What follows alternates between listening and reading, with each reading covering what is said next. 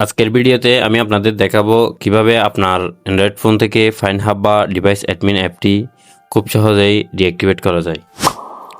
প্রথমে আপনার ফোনের সেটিংস অপশনে যান, নিচের দিকে স্ক্রল করে সিকিউরিটি অ্যান্ড প্রাইভেসি অপশনে ক্লিক করুন। সেখানে মোর সিকিউরিটি অ্যান্ড প্রাইভেসিতে গিয়ে ডিভাইস অ্যাডমিনে ক্লিক করুন। আর আপনার এটি যদি আনতে বেশ ঝামেলার মনে হয় তাহলে আপনি শর্টকাটে আনতে পারেন। সেটিংস ওপেন করে উপরে থাকা সার্চ সেটিংস বারে সরাসরি লিখুন ডিভাইস অ্যাডমিন।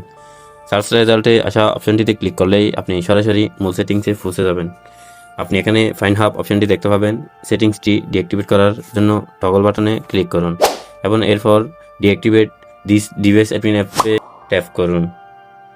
ব্যাস, কাজ শেষ। এখন আপনার ফোনে ফাইন হাব আর সক্রিয় থাকবে না। এমন আরও দরকারি অ্যান্ড্রয়েড টিপস পেতে হিডেন অ্যান্ড্রয়েড বিডি এর সাথে থাকুন। আর আমার চ্যানেলে নতুন হয়ে থাকলে চ্যানেলটি এখনই সাবস্ক্রাইব করে বেল আইকনটি বাজিয়ে দিন।